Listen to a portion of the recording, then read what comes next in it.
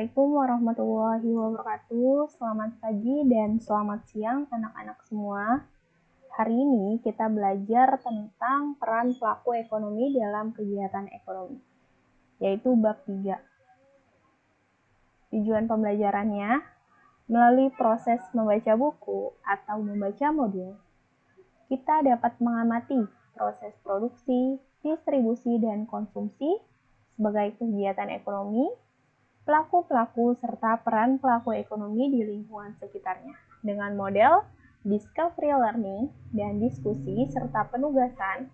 Peserta didik dapat menganalisis peran pelaku dalam kegiatan ekonomi serta menyajikan hasil analisis peran pelaku kegiatan ekonomi secara mandiri, disiplin, serta bertanggung jawab.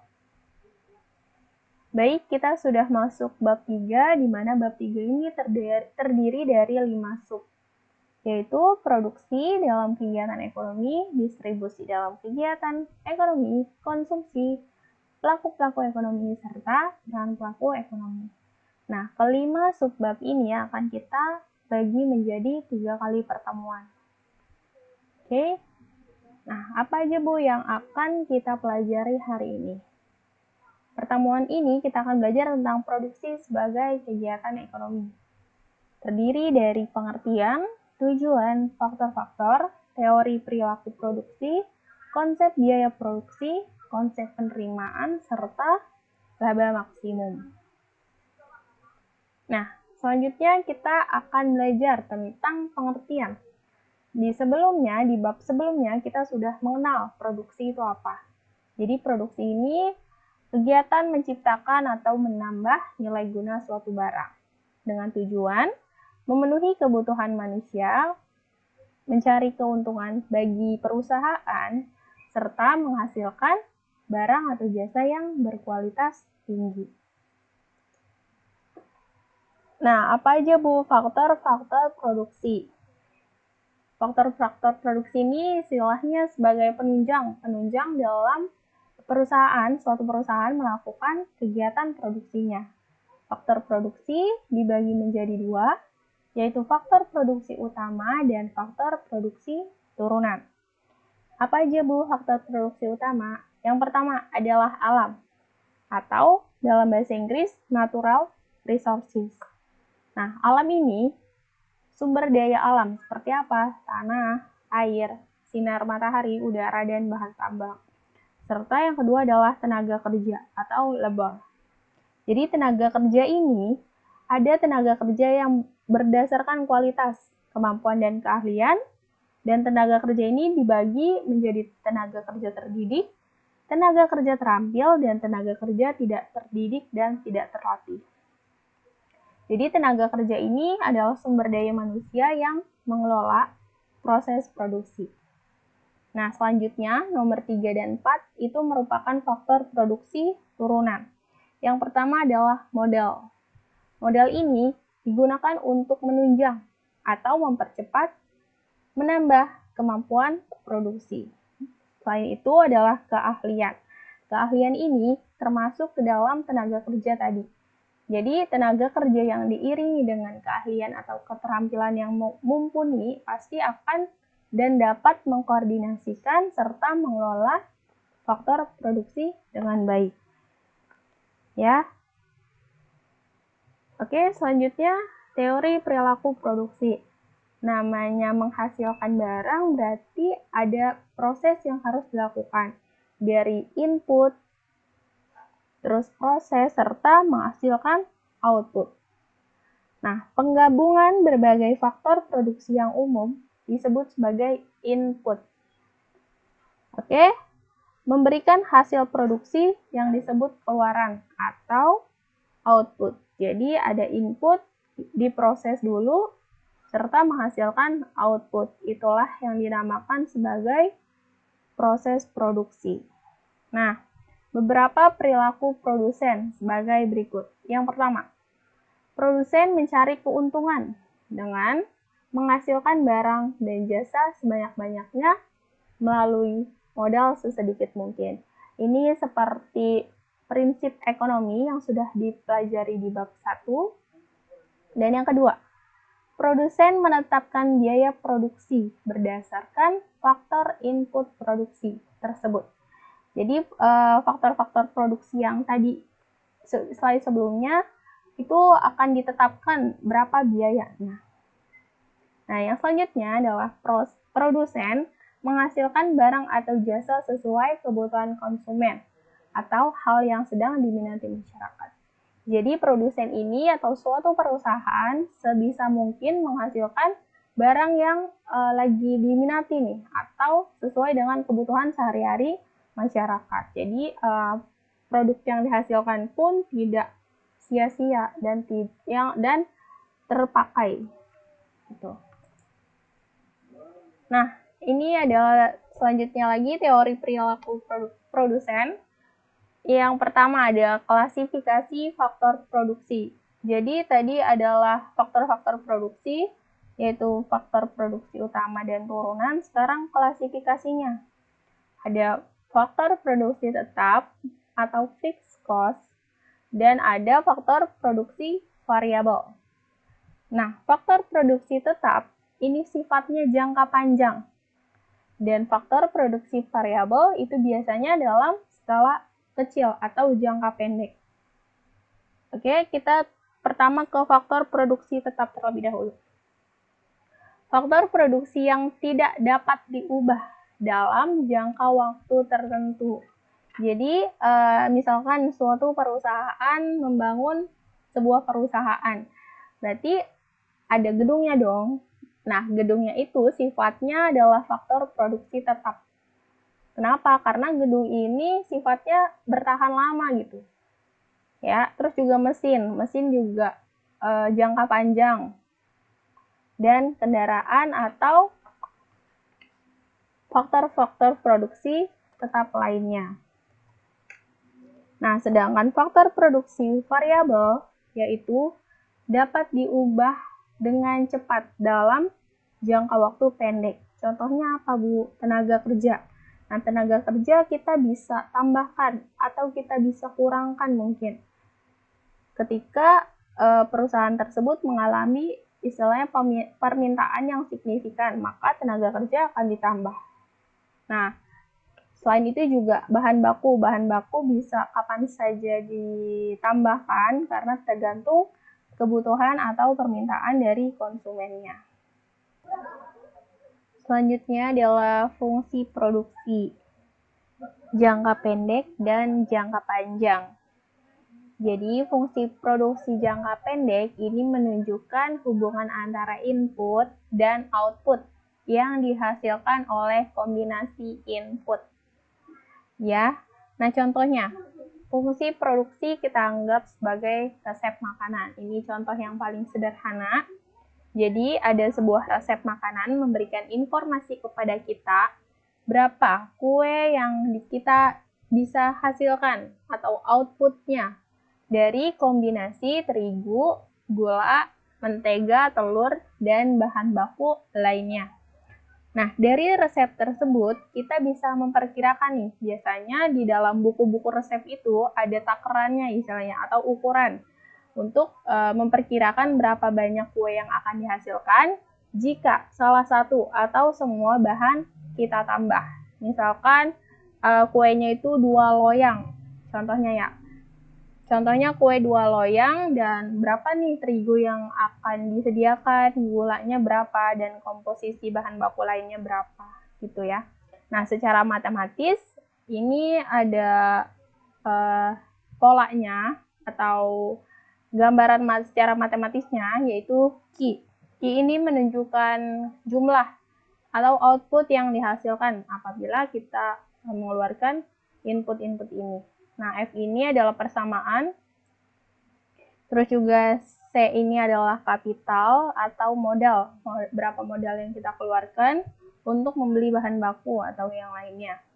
Ini L. L adalah labor atau tenaga kerja. Tenaga kerja yang kita maksud kalau dikaitkan sama contohnya adalah mungkin chef ya. Terus R. R adalah bahan bakunya. Berapa bahan baku yang kita habiskan, apa saja. Dan T ini adalah teknologi. Biasanya kalau kita mau menghasilkan kue itu pakai yang namanya mixer ya, atau mesin lainnya. Nah, ini adalah fungsi dari produksi jangka pendek. Sedangkan jangka panjang ini digambarkan oleh kurva, yaitu kurva Isoquant. Nah, kurva ini menggambarkan kombinasi input yang akan menghasilkan output dalam jumlah yang sama. Jadi kalau jangka panjang ini outputnya itu sama gitu. Output yang dihasilkan itu jumlahnya sama. Tapi kombinasi inputnya berbeda gitu. Nah, ini contohnya. Kita lihat tabelnya terlebih dahulu. Ini ada kombinasi A, B, C, D, E. Dan output yang dihasilkan itu sama-sama 100 unit. Ya, sama-sama 100 unit. Dan modalnya ini berupa mesin. Nah, mesinnya ini berbeda. Ada 1, ada yang 2, ada 4, 8, 12. Dan tenaga kerjanya ini juga beda gitu. 12. Tenaga kerjanya banyak, mesinnya sedikit, dan outputnya sama. Itu kombinasi A. Yang kedua, tenaga kerjanya 8, terus juga mesinnya ada 2. Nah, karena mesinnya ada 2, jadi tenaga kerjanya semakin sedikit. Terus juga output yang dihasilkan juga sama. Karena apa? Karena bantuan dari mesin ini. Terus juga yang C, tenaga kerja 4, mesinnya 4, outputnya sama. Tenaga kerja 2, mesinnya 8, hasilnya sama. Dan sebaliknya, seperti itu. Ya. Nah, kita sekarang contohkan dalam bentuk kurva. Jadi ini tabel dan kurva ini memiliki makna yang beda ya. Kalau di sini kuantitasnya, jumlah barang yang dihasilkan atau outputnya adalah 50, sedangkan di sini 100. Jadi ini nggak ada kaitan tabel ini sama kurvanya ya. Kalau di sini kuantitasnya adalah 50 tapi kombinasinya berbeda, dan kalau yang di tabel adalah 100. Ya, jangan terkecoh sama gambar ini. Oke, sekarang Ibu akan menjelaskan yang ada di kurva ini. Kurva ini menghasilkan output atau unitnya itu 50 unit. Nah, yang pertama kombinasi A. Ini yang vertikal adalah tenaga kerja dan horizontal adalah modal. Ya. Ini 8. Tenaga kerjanya 8 dan mesin yang digunakan adalah 1. Yang kedua, B. Kombinasi B. Tenaga kerjanya 4, mesinnya 2. Ya. Selanjutnya, kombinasi C. Tenaga kerjanya 2, mesinnya 4. Dan yang terakhir adalah kombinasi D. Tenaga kerjanya 1, terus mesin yang digunakan adalah 8. Jadi kombinasi inputnya berbeda, tetapi output yang dihasilkan sama, yaitu 50. Jadi terbentuk kurva seperti ini. Ya. Beda kan tadi sama jangka pendek. Kalau jangka pendek ini memperkirakan berapa banyak kue yang dihasilkan jika salah satu atau semua bahan yang kita tambah. Jadi kalau inputnya semua bertambah, berarti kuantitas atau output yang kita hasilkan juga akan bertambah pula. Seperti itu ya. Nah, selanjutnya, tadi udah belajar tentang jangka pendek, jangka panjang. Sekarang produk total, produk marginal, dan produk rata-rata. Ini kita ke yang kotak ini dulu biar kita paham. Jadi ini kita belajar secara matematisnya. Ini MP. Nah, biasanya dalam ekonomi itu belajar bahasa Inggris ya. Jadi di sini MP, marginal product. Ya, jangan terkecoh, MP adalah marginal product. Sama dengan selisih delta total product per selisih labor atau tenaga kerja. Ini kalau mau mencari marginal product. Nah, AP. AP adalah average product atau produk rata-rata. Cara menghitungnya gimana, Bu? Ini TP. TP total product dibagi labor atau tenaga kerja. Ini ada keterangannya di bawah. Nih, kita lihat contohnya. seorang petani ingin menanam padi, ya, memerlukan input seperti lahan, pupuk, air, bibit, tenaga kerja, atau lainnya, faktor-faktor produksi lainnya. Nah, petani ini menanam padi, jadi menghasilkan output berupa beras. Jadi output yang dihasilkan adalah beras. Oke? Jumlah output yang dihasilkan dalam periode waktu tertentu dinamakan total produksi atau TP. Jadi TP di sini misalkan outputnya beras. Berapa nih produksinya? Misalkan 10 ton, misalkan seperti itu. Input bertambah sama dengan output bertambah. Jadi kalau inputnya bertambah, outputnya juga bertambah. Jika petani menambahkan jumlah tenaga kerja, petaninya menambahkan tenaga kerja, maka output yang dihasilkan akan lebih banyak karena semua lahan digunakan. Ya, tenaga kerjanya bertambah, output yang dihasilkan juga bertambah. Tenaga kerja bertambah, sementara faktor produksi lainnya tetap. Jadi di sini contohnya, misalkan petaninya itu hanya menambahkan tenaga kerjanya aja, sementara bahan baku, pupuk, dan sebagainya itu tetap. Maka output juga bertambah. Maka tenaga kerja dianggap sebagai faktor produksi variabel. Jadi tenaga kerja di sini disebut sebagai FPV atau faktor produksi variabel.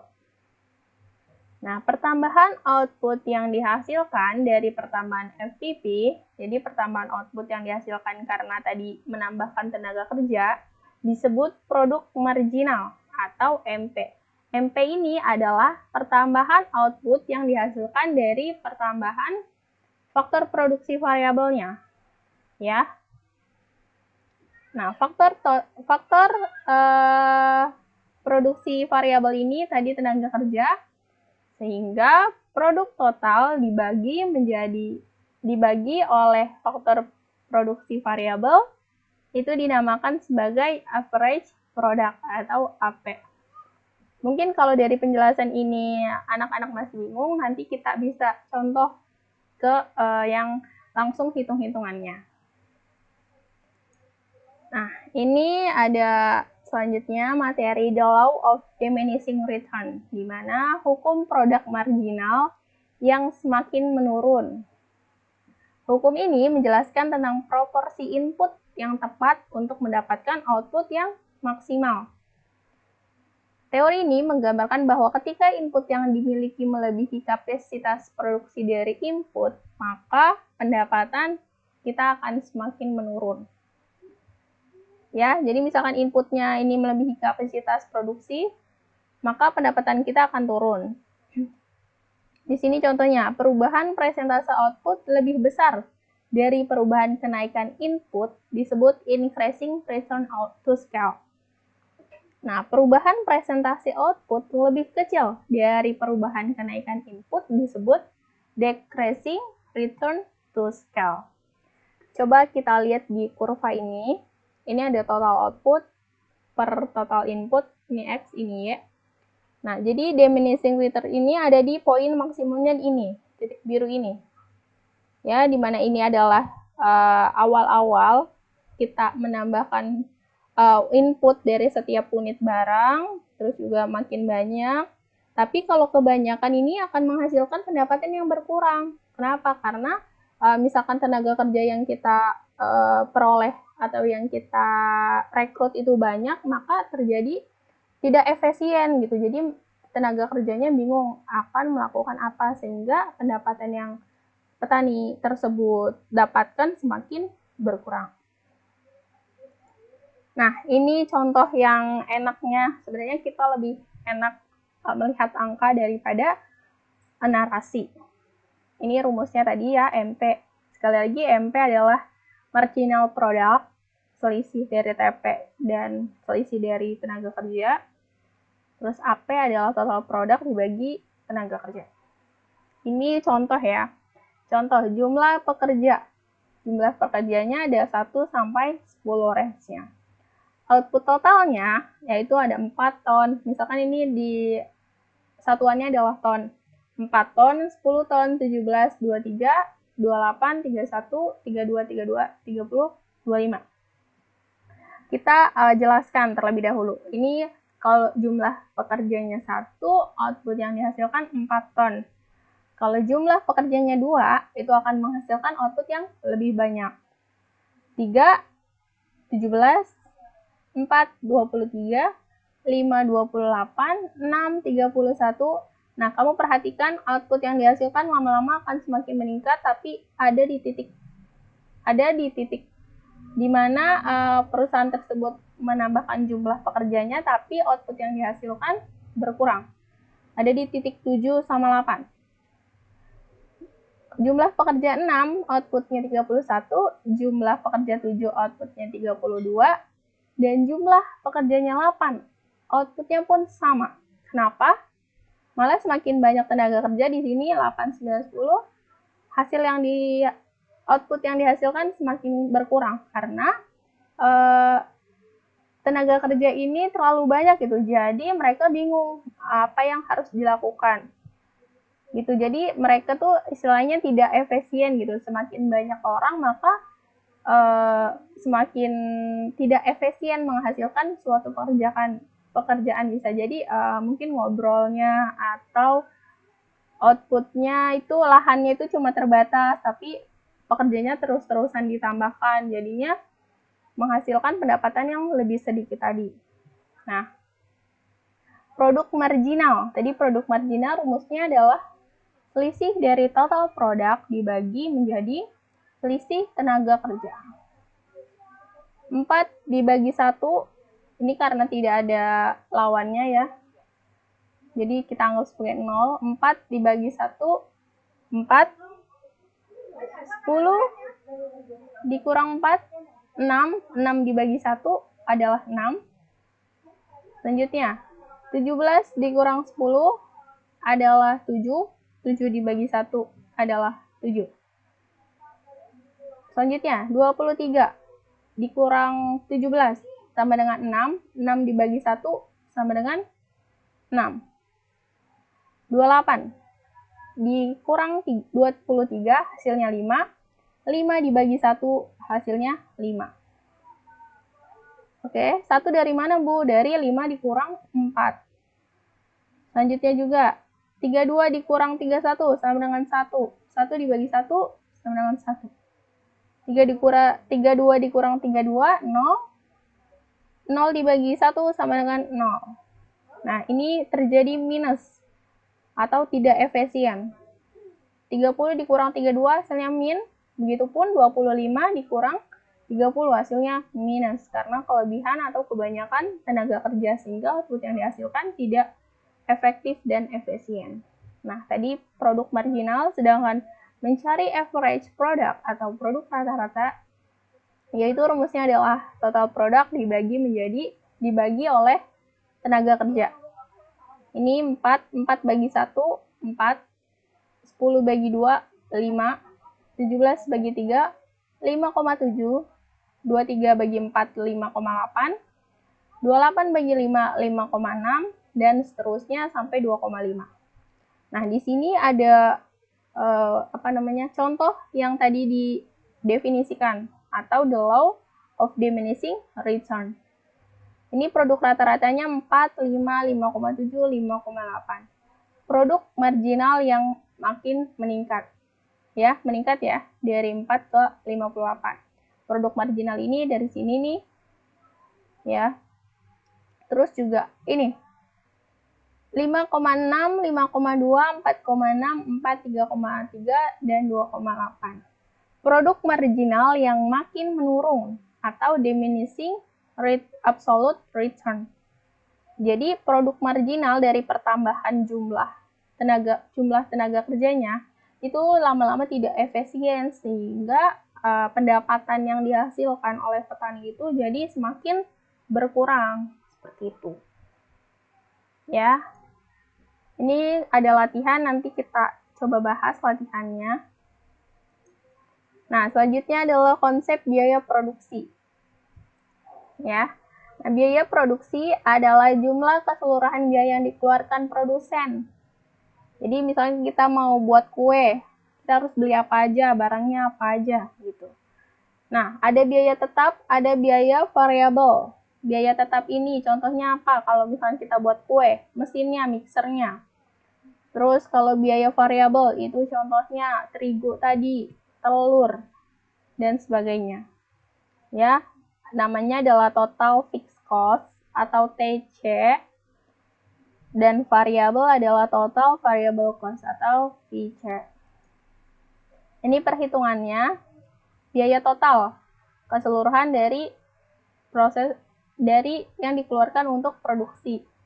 TC sama dengan TFC plus TVC. Ini TC total cost atau biaya total, TFC ini adalah total fixed cost, dan TVC adalah total variable cost. Ini juga bisa sebaliknya seperti ini. Ini nama lainnya ya.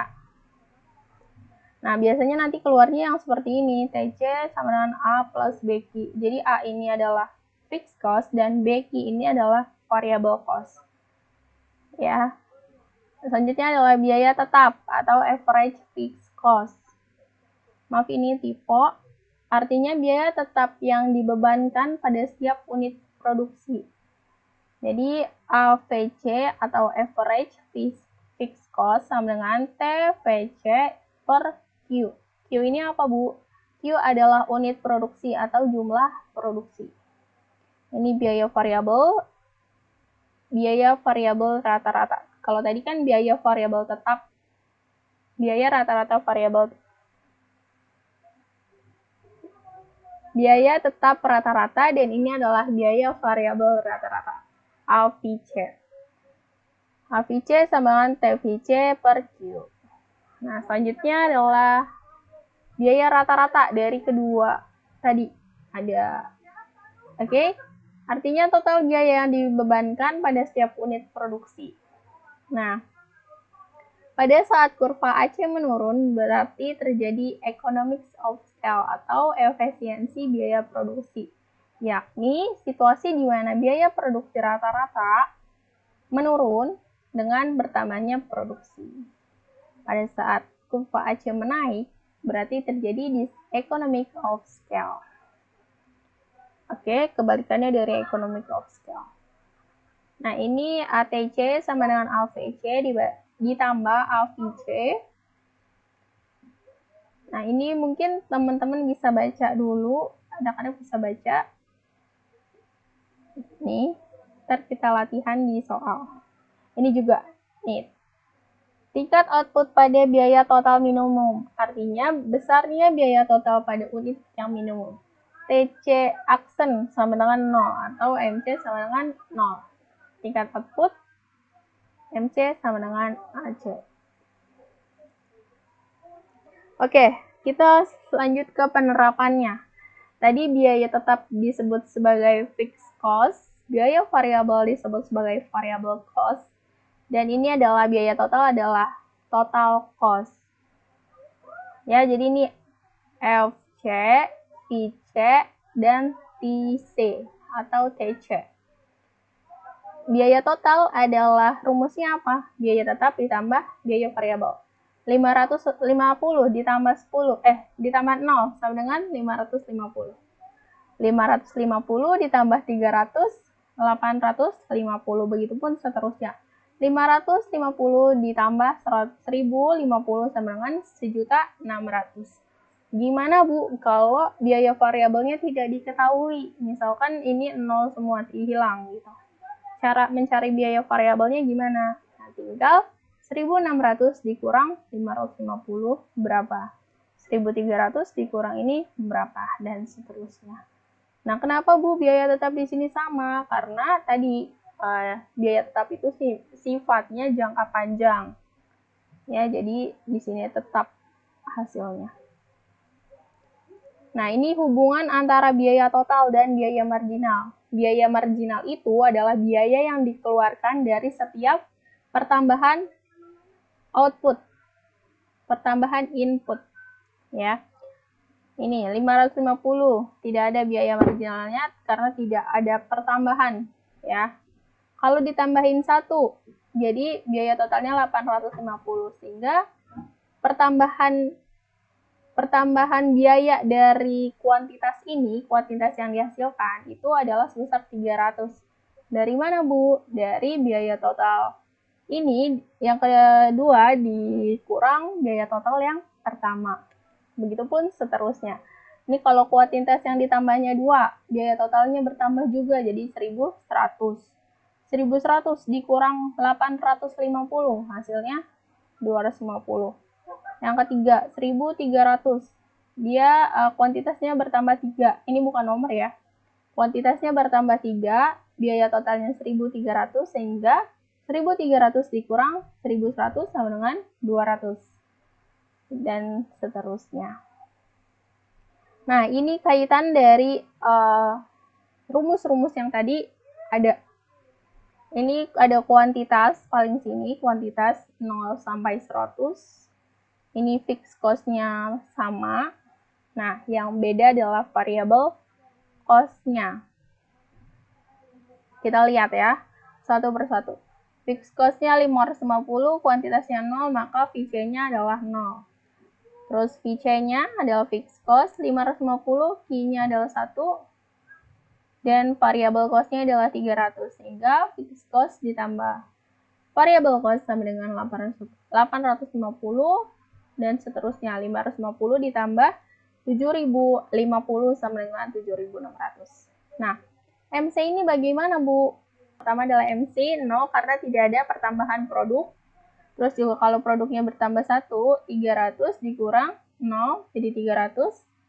550 dikurang 300 sama dengan 250 dan seterusnya. 7500 dikurang 5550 sama dengan 1500. Ya, jadi cara mencari MC adalah VC kedua dikurang VC pertama. Begitupun seterusnya. Ya. Nah, ini udah MC nih. Kalau AC-nya bagaimana, Bu? Tadi rumus AC adalah, coba kita lihat lagi. Rumus AC, nih, TC per Q. Berarti total cost dibagi Q. Total cost dibagi Q. Mana total cost? Ini total cost. Total cost dibagi Q. Ya, total cost 550 dibagi Q, 0. Jadi hasilnya 0. Total cost 850 dibagi 1, Q-nya. Jadi hasilnya 850. Selanjutnya, 1100 dibagi menjadi 2. Hasilnya 550. Begitupun seterusnya, 7600 dibagi 10, hasilnya 760. Oke, tadi AC, ingat AC adalah TC per Q. Ya, total cost dibagi kuantitas atau jumlah. Selanjutnya, AVC. Kalau tadi AC doang, kalau ini ada V, F kuanta. AFC. Average fixed cost. Jadi, average fixed cost ini adalah biaya tetap rata-rata. Ya, mana biaya tetap rata-rata? Caranya seperti apa? Fixed cost dibagi kuantitas. Fixed cost-nya 550, kuantitasnya 0, hasilnya 0. Fixed cost-nya 550, kuantitasnya 1, 550. Fixed cost-nya 550, kuantitasnya 2, 275. Fixed cost-nya 550, kuantitasnya 6, hasilnya 91,66 dan seterusnya. 550 dibagi 110 sama dengan 55. Nah, ini ada average variable cost. Average variable cost, AVC. Tadi AFC, sekarang AVC. AVC adalah VC dibagi Q. Nah, VC bagi Q. Kita lihat. 0 bagi 0, hasilnya 0. 300 bagi 1, 300. 1550 dibagi 5, hasilnya 310. 7050 dibagi 10, hasilnya 705. Oke, ini adalah tentang konsep biaya produksi. Selanjutnya adalah konsep penerimaan dan laba maksimum. Ini ada rumus-rumusnya. Penerimaan adalah hasil atau yang kita dapat dari hasil penjualannya. Biasanya kalau kita jualan, labanya berapa gitu, penerimaannya berapa gitu. Total revenue atau penerimaan total disimbolkan sebagai TR, yaitu penerimaan produsen sebagai hasil penjualan seluruh outputnya. Jadi biasanya kalau kita mau ngitung total penerimaannya P kali Q. P-nya ini adalah harga. Misalkan kita mau jualan kue dari harga kue tersebut adalah misalkan 25.000. 25.000. Kuantitasnya berapa? Ada berapa kue yang kita hasilkan? Misalkan ada 4. Jadi hasil yang kita terima adalah 100.000. Average-nya adalah TR dibagi Q. Tadi 100.000 total revenue-nya, bagi Q. Q berapa tadi? 4. Hasilnya berarti 25. Ya. Ini sama marginal product adalah kenaikan penerimaan total sebagai akibat bertambahnya satu unit produksi. Jadi unitnya, outputnya bertambah, maka penerimaannya juga akan bertambah. Ini adalah mencari TR maksimum, penerimaan total. Oke. Nah, ini untuk mencari laba atau rugi. Ada laba, ada rugi, ada break even point. Kalau laba, maka total penerimaan yang dihasilkan lebih besar daripada biaya yang dikeluarkan. Kalau yang selanjutnya adalah rugi. Total penerimaan lebih kecil daripada pengeluarannya. Mungkin contoh sederhananya kalian jualan kerudung gitu. Kalian jualan kerudung, kalian belinya di Shopee. Misalkan harga kerudungnya 10.000. Ditambah ongkir, misalkan ongkirnya 3.000, jadi 13.000. Kalian jual ke teman kalian, jadi 20.000. Nah, 20.000 dikurang 13.000, maka hasil yang kalian peroleh atau laba yang kalian dapatkan adalah 7.000. Dari mana 7.000? Dari 20 dikurang 13.000.